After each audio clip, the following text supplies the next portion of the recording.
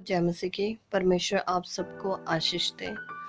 आइए आज हम सीखेंगे बाइबल को सही तरीके से कैसे पढ़ें और एक साल में हम अपनी बाइबल को पूरा कैसे कंप्लीट करें। हमें बाइबल क्यों पढ़नी चाहिए, किस लिए पढ़नी चाहिए, वो भी हम देखेंगे। आइए हम अपनी बाइबल को खोलेंगे। मेरे बाइबल के कवर पे जैसे लिखा है, प्रभु यीशु मसीह ने कहा, मार्ग और सत्य और जीवन मैं हूँ। मार्ग, सत्य और जीवन को जानने के लिए हमें बाइबल को ज़रूर पढ़ना है।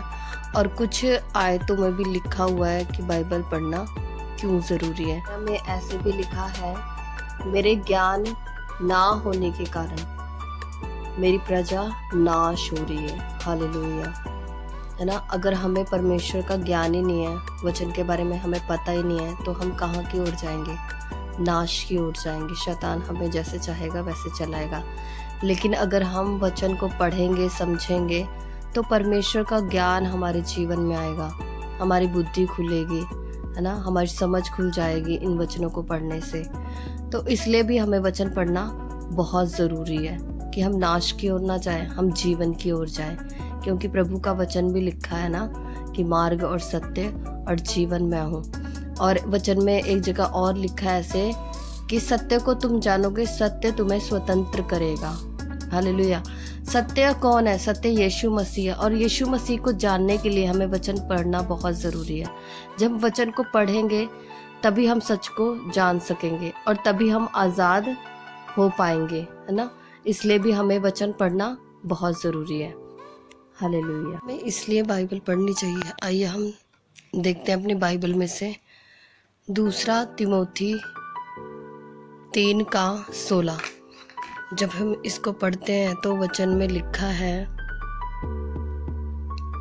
संपूर्ण पवित्र शास्त्र परमेश्वर की प्रेरणा से रचा गया है और उपदेश और समझने और सुधारने और धार्मिकता की शिक्षा के लिए लाभदायक है, ताकि परमेश्वर का जन सिद्ध बने और हर एक भले काम के लिए तत्पर हो जाए। हालेलुया। परमेश्वर का वचन हमारे लिए इसलिए लिखा गया है ताकि हमें समझाने, सुधारने और धार्मिकता की शिक्षा को पाने के लिए और लाभ के लिए, जो हमारे जीवन में लाभ होने चाहिए परमेश्वर के वचन के द्वारा, उसके लिए हमें वचन जरूरी पढ़ना है। और आगे लिखा है, ताकि परमेश्वर का जन सिद्ध बने। हालेलुया। ताकि परमेश्वर का जन क्या बने? सिद्ध बने। इसलिए भी हमें क्या करना है? बाइबल को निरंतर अपने जीवन में पढ़ते रहना है। हालेलुया। और लिखा, और हर एक भले काम के लिए तत्पर हो जाए। हालेलुया। जो परमेश्वर की योजनाएं हैं, परमेश्वर का काम है, वो हमारे जीवन में क्या हो जाए? तत्पर हो जाए। और एक और वचन हम पढ़ते हैं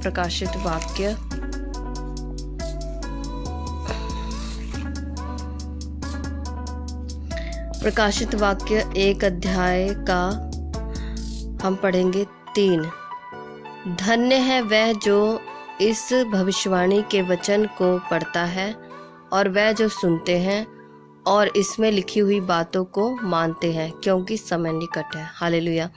परमेश्वर का वचन कहता है कि धन्य है वह लोग जो इस भविष्यवाणी के वचन को पढ़ते हैं, मतलब इस बाइबल को पढ़ते हैं, और जो सुनते हैं और इसमें लिखी हुई बातों को क्या करते हैं? मानते हैं। अगर हम इसको पढ़ेंगे तभी तो हम जान सकेंगे कि परमेश्वर हमें क्या बोल रहा है और क्या नहीं बोल रहा है ना। और उस पे हम उसी वजह से चल सकते हैं जब हम उसको पढ़ेंगे, सुनेंगे। और इसको पढ़ना क्यों ज़रूरी है? क्योंकि समय निकट है। हालेलुया। समय आप जानते ही हैं कि किस तरह से चल रहा है समय, है ना। इसलिए भी हमें वचन को पढ़ना ज़रूरी है। ये परमेश्वर की आज्ञा है, महान आज्ञा है। और वचन हमारे जीवन को सुधारता है। और जब वचन हमारे जीवन के अंदर जाता है, हमारे शरीर में जाता है, हमारे आत्मा में जाता है, तो एक परिवर्तन को ज़रूर लेके आता है। हालेलुया। और वचन को ऐसे ही ना पढ़ें। वचन को पढ़ने के लिए तरीका है। और जब भी वचन को आप पढ़ते हैं तो अपने साथ पेन और डायरी ज़रूर रखें, क्योंकि परमेश्वर आपसे बातें करेगा वचन के द्वारा। आप उन चीज़ों को लिख सकते हो। परमेश्वर आपसे जो कहना चाहता है उन चीज़ों को लिख सकते हो। और जब आप बाइबल पढ़ते हो तो आप बाइबल ऐसे पढ़ो कि उस अध्याय में, जो भी आप अध्याय पढ़ रहे हो, जो भी आप पुस्तक पढ़ रहे हो, उस अध्याय में किसके बारे में बातें हो रही हैं, क्या परमेश्वर बातें कर रहा है, क्या आपको बोल रहा है करने को और क्या नहीं कह रहा है करने को, उन चीज़ों को आप ध्यान में रखें। और उसमें परमेश्वर के वायदे क्या है हमारे जीवन में, उसको भी आप ध्यान से पढ़ें ना, उन चीज़ों को लिख लें। हालेलुया। और उन वचनों को आप क्लेम करें। जैसे भी परिस्थिति में है वैसा वचन लेके आप उन चीज़ों को क्लेम करें, उन वचन को क्लेम करें। और जब वो आप वचन को क्लेम करेंगे, बोलेंगे, तो क्या होगा, वो चीज़ें आपके जीवन में पूरी होंगी। हालेलुया। आइए हम जानें कि हम बाइबल को कैसे सही तरीके से हम पढ़ सकते हैं। बाइबल में टोटल 66 बुक्स हैं और इसमें अध्याय हैं 1189। इतने अध्याय हैं। अगर हम रोज के 4 अध्याय पढ़ें, रोज के 4 अध्याय पढ़ें, तो हम साल के अंत में या साल के अंदर अंदर हम पूरी बाइबल पढ़ सकते हैं। अगर आपके पास टाइम नहीं है, आप बहुत ज़्यादा बिजी हैं, तो आप ऐसे भी कर सकते हैं, आप 3 अध्याय को पढ़ें, लेकिन वचन को पढ़ें ज़रूर। ये ना हो कि मैं आज बिजी हूँ तो चलो रहने दो, वचन को छोड़ दो। नहीं, जैसे हम तीनों टाइम भोजन करते हैं उसी प्रकार से हमें वचन भी पढ़ना है, हमारे आत्मिक शरीर को बढ़ाने के लिए, है ना, आत्मिक जीवन को बढ़ाने के लिए। हम शरीर को तो बढ़ाते हैं, खाते पीते हैं ना, और ये मोटा ताज़ा होता है, लेकिन हम आत्मा को बढ़ाना भूल जाते हैं। इसलिए हमें क्या है, वचन को पढ़ना बहुत ज़रूरी है।